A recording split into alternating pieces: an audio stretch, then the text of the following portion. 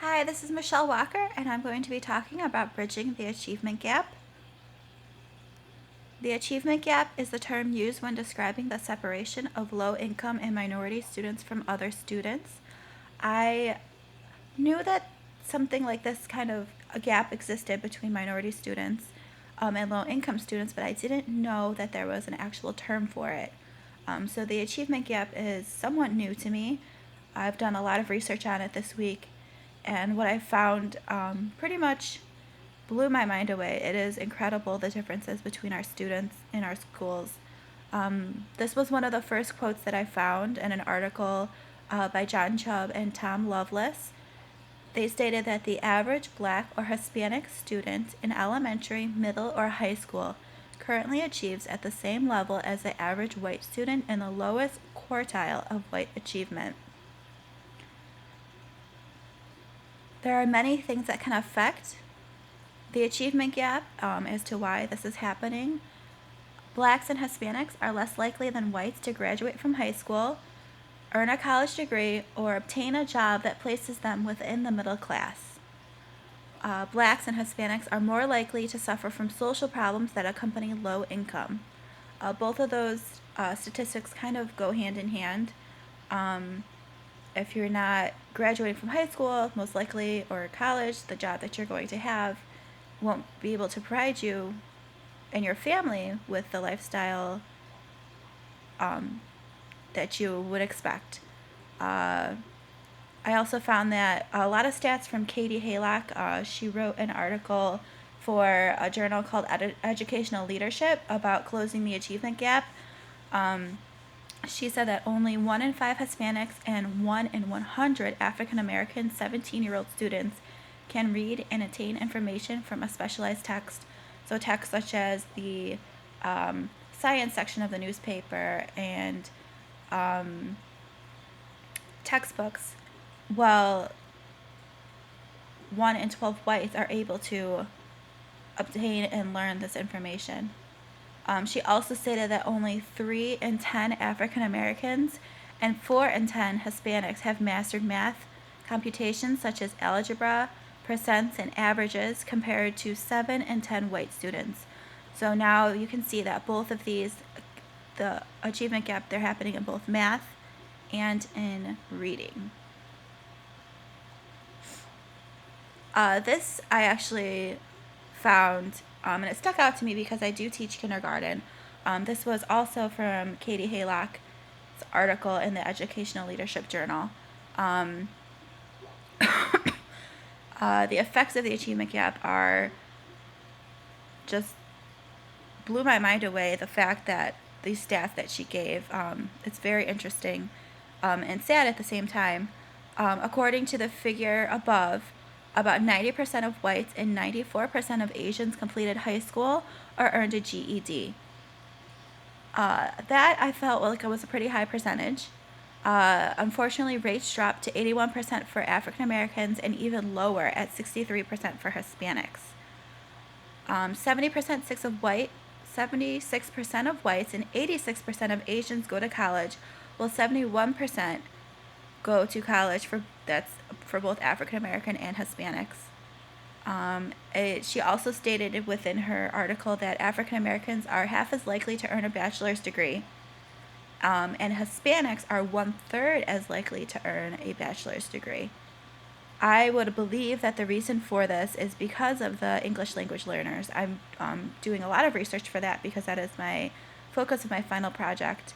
And a lot of times within the research I found that Hispanics are much lower than African Americans overall in the achievement gap, and I believe that is due to the language barrier. There are many strategies that can be done to help bridge this achievement gap. I've read a lot of articles, and a lot of people play the blame game on each other. Districts blame educators, educators blame districts. There's parents blaming teachers, teachers blame parents. It's a blame game. Nobody wants to take responsibility for this gap in our educational system. However, that needs to be overcome because in reality, every part of the education system needs to take a responsibility. The districts, the educators, the parents, and the students. And these were some strategies that I found for each of these components to help bridge the achievement gap. So districts and educators, they need to make it a responsibility. They need to make teachers aware of this achievement gap. They need to, I read a lot about improving teacher education programs. I think we've come pretty far with that with the new tests that are being given, the content test and the basic skills test. I know from when I took it, it got more difficult. And we need to provide data-driven professional development. I feel like a lot of schools, even my district, lacks professional development. We sit there for a couple hours and listen to a presenter, but it really has nothing to do with bridging the gap or strategies that we could be using in our classroom to help our students.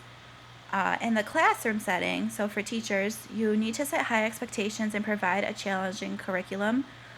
Katie Haylock from the Educational Leadership Journal is really big on this. She said that you need to focus on academics and just right from the start set your expectations high in a challenging curriculum, and students will meet that challenge.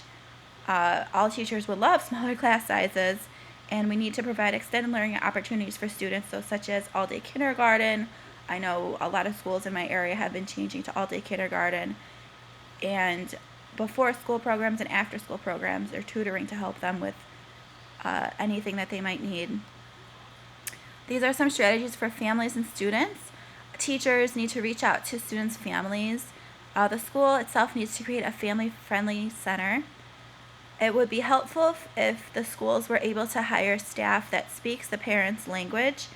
I know that there's a lot of ELL barriers at my district, and it would be great if we had somebody who could speak their language. And you also have to be sensitive to students' home cultures. For students, we can help them with if they need extra assistance. One of the biggest things I feel that we can do to help close this achievement gap is to be a positive role model. Many of these students who fall within the gap, they don't have that kind of role model in their lives, so it's up to the teachers to provide that for them. It is also important to screen students for additional services if they needed additional help in math or reading, so some support or even social work. And the teacher, the staff, all the services in the school need to work together so the student can do as best as they can. We were supposed to do an interview with two principals, one from an African American school district and one from a Hispanic population. Unfortunately, those principals never got back to me. So I pulled a couple of school districts that are around me and compared them to the school district that I teach in. I teach in Manhattan, Illinois. The school district I pulled from was Crete-Monee School District. It's located in Crete and Monee, and that's a primarily African American school district. And I also pulled from a Chicago Heights School District, which is near me, and that's a large Hispanic population. All of these schools are within 30 miles of each other. So they are fairly close together, and it's interesting to see the differences within these schools being so close together.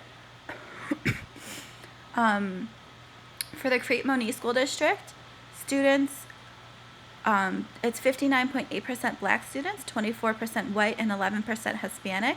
They lie at 67% low income.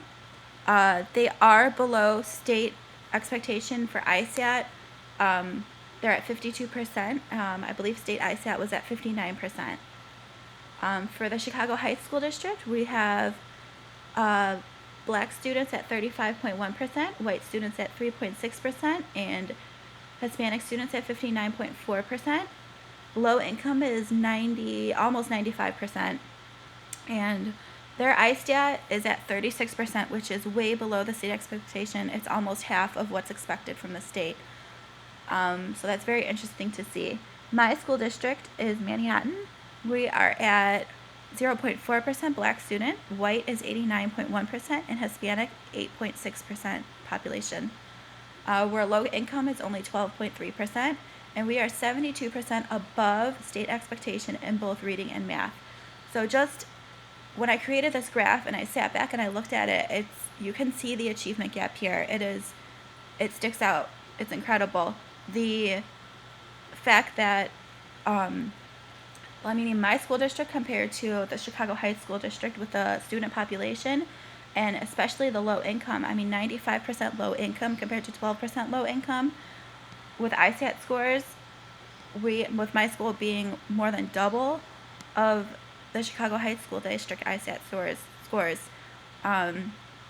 It's very interesting, and unfortunately, I wasn't able to get the interviews with the two principals, but I did interview my principal. It would have been good. I would have loved to do all three and then compared what my principal thinks of the achievement gap to what the Chicago Heights principal thinks of the achievement gap compared to what the Crete-Monee principal thinks of the achievement gap. But unfortunately, that did not work out. So my principal has the same feelings of the achievement gap as I do. She feels that the responsibility of the achievement gap is the staff and the administration to understand student needs and then to implement instruction and its individual progress. My principal is very data driven. We started doing the STAR testing. I'm at a K through 2 building, so we don't do ISAT or anything like that as of now.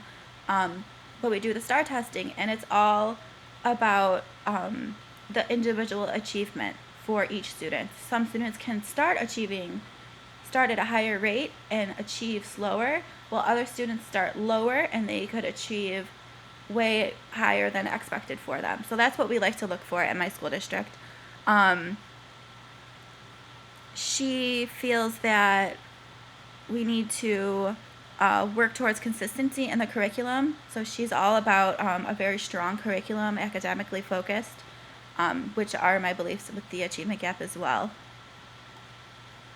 So as you can see, the achievement gap is real, and it's something needs to be done to begin to bridge this gap. We need to stop doing the blame game, and we need to fix the achievement gap. It's everybody together, the administration, teachers, parents, students. We need to all work together to help close this gap. I found this quote from President Bill Clinton. The first step to closing that gap is to believe, as I do, that the high expectations are for all students. I believe intelligence is equally distributed throughout the world, but opportunity is not. And the same is true within our country. And that quote is so true. And we need to figure out a way that we can change this, and we need to start bridging this achievement gap so all students have the same opportunities in all areas of our country and in all of our school districts. So, thank you.